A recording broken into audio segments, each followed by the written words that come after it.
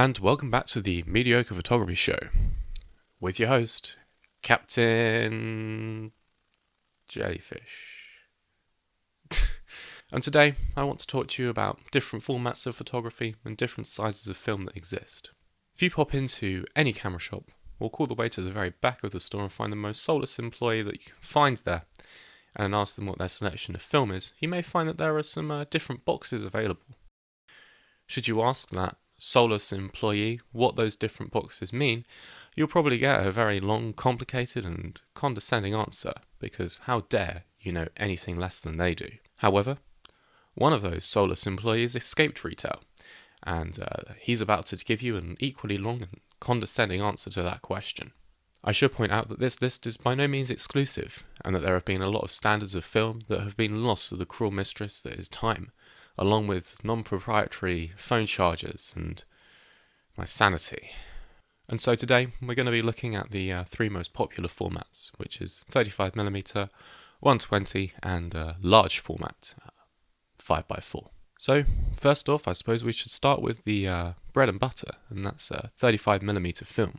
This is by far the most popular film that exists on the market, and it comes in a little box that looks not too something like this. Open up the box to reveal a tiny little can, which is going to be very useful for storing all your hopes and dreams in. And then finally, the film canister itself. This film can come in two different sizes, 24 or 36 exposures, and will fit most SLR or point-and-shoot cameras. Because of its accessibility and low price, 35mm film is generally one of the more popular ones to exist. Now, I personally love a little bit of 35mm action, but despite the fact that I've got an absolute load of this, I find that this is generally the film that I shoot the least. The reason for that is that most of 35mm cameras shoot in a 3:2 aspect ratio, which personally I'm never a fan of. Secondly, it's very difficult to get very crisp, sharp shots with a 35mm camera. The film is just too small, unless you want to spend an awful lot of money in getting some really nice camera gear. That or, actually try with your photography, but that's never going to happen, is it? Next we move on to 120 film. Now 120's definitely come back in a really big way over the last couple of years, with Lomography and Kodak releasing new films on this format, as well as its tiny sprocketed cousin. However, I should point out here that there are still quite a few films that only exist in 35mm formats.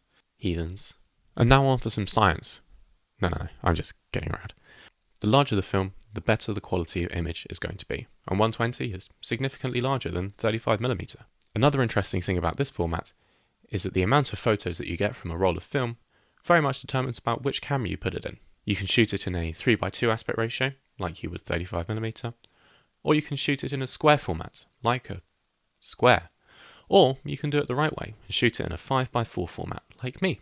Even though the cost of 120 and cost of 35mm generally isn't too different, you're never going to be able to eke out as many fire photos for your fly Instagram from a roll of 120 as you would a 35mm. I can get 10 shots from my Mirabi 67, and the most shots that you can get off a roll is on a square format camera, which I think it's 12. Even though Jack shoots in square format quite a lot, he doesn't have one of these either. He's not a true master of the forgotten arts.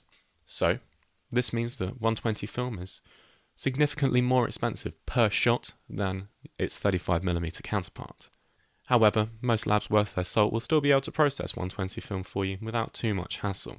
The other thing that I like about 120 film is because the cameras tend to be significantly larger, you can get a much higher image quality for not a huge amount of extra price.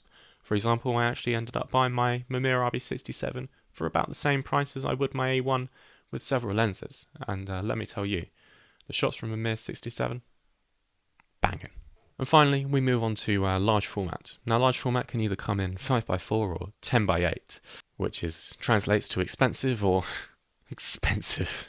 Now, you're always going to be very hard pushed to find some large format film on your local high street camera retailer, but there will still be some specialist or artisan shops that will be able to provide this for you.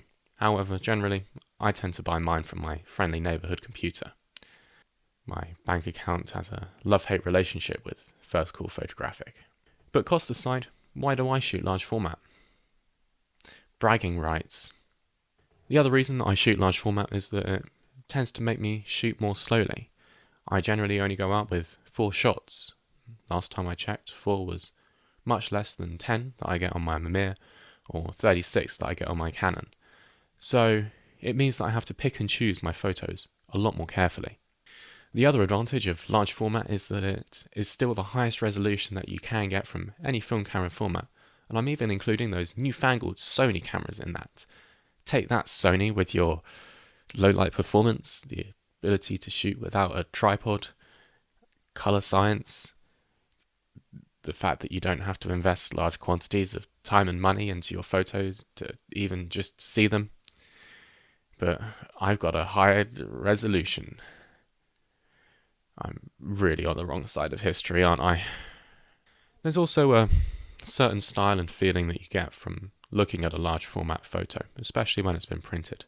I don't know, it's kind of like you're looking at a painting more than a photograph. So these days I tend to shoot medium and large format in fairly equal quantities. Back in the days of university when I was making work of substance, it used to be that I would do test shoots on medium format and then the final images would be shot on large format. Now, in times like these where little matters and I just sit and wait with bated breath for the inevitable heat death of the universe, really it comes down to whichever format tickles my pickle. So now on to some consumer advice. If you shoot with 35mm and want to jump up to 120, should you do it? Generally I'd say yes. The cost per roll for 120 film isn't that much higher than 35mm, and you can pick up a fairly cheap 120 camera if you know where to look. The other thing is, like I say, most labs can still turn your shitty film into shitty negatives for you. However, if you're shooting on 120 or 35mm and want to jump up to 5x4, should you do that? That's a more difficult question to answer. As much as I love 5x4, the upfront cost is significantly higher. You would be hard pushed to find a 5x4 camera which is going to be less than £500. That's about 600 Freedom units. And you're going to be spending a tenth of that on a box of film itself, and that film might only come with 10 photos in it.